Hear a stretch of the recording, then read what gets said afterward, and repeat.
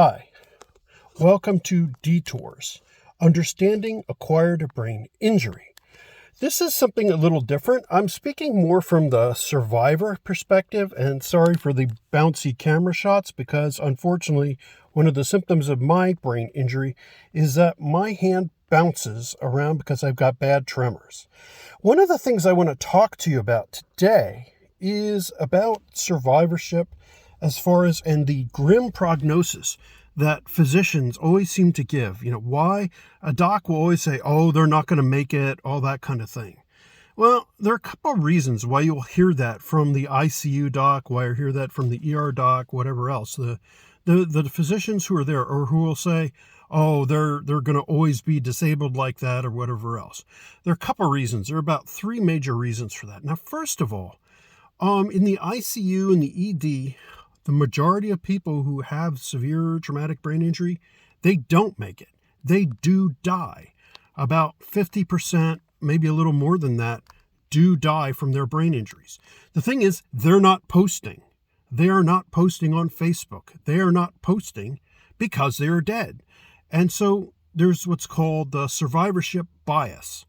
And that means that you only hear from the people who are posting.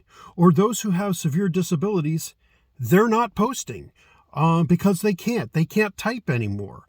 They are unable to read and write, and they never will regain that ability. So you only see the good cases. And that should make sense, that the dead can't post, and people who never regain the ability to read, write, or think logically, they can't post. So you will only hear from those who came out well. So it's not that the doctors are wrong, it's that you are biased in favor of those who survive. And I don't mean biased in a bad way, but I mean you will hear the stories that are successful, your own story or my story. And even we who are in what's called a good outcome or a moderate outcome are still left with disabilities.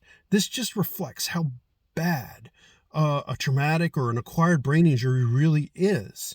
I think about a friend of mine who has cardiac arrest, and she's so bad after her injury that she literally really cannot participate in Facebook or any of these kind of things.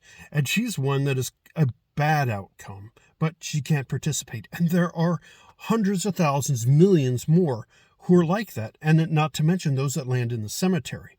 But yes, they had a brain injury too. They just happened to die from it. And then there are those who never get to the hospital in the first place. So are the doctors wrong? No, they are not wrong. They are right. It's just that you don't hear from them. That's why. All right. First of all, so yes, the doctor is usually right. You are a person who beat the odds. You won that lotto. And frankly, that's a bigger lottery win than winning financially. Second, a lot of doctors do not have the experience with brain injury that are out there. You need to find a brain injury specialist, whether it's a person with a sub-certification in the new brain injury medicine area. This sub-certification has only been around since 2011.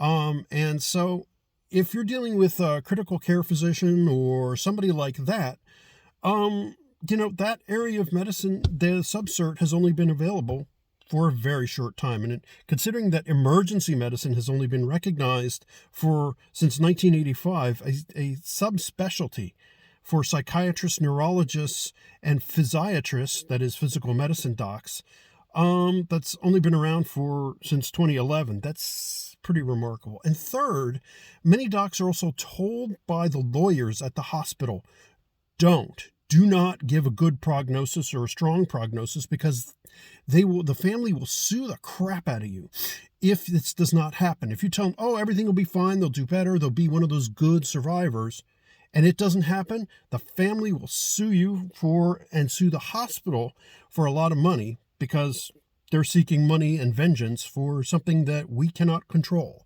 So I wish to stress the fact that there is a reason behind why they give a grim prognosis. One, because in a majority of the cases, statistically, That's what happens. But you have a survivorship bias because you survived and assume that most people are like you.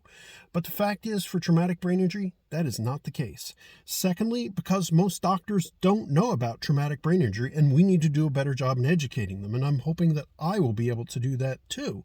I have a moderate traumatic brain injury. And three, because the lawyers tell them families will be glad to sue your butt off if you don't. If you don't give the grimmest prognosis, because if they fail to live up, if they fail to make it, the family will sue you for suffering, pain and suffering and all that kind of stuff. So those are the reasons why you always get the grim prognosis. So thank you. Have a good day.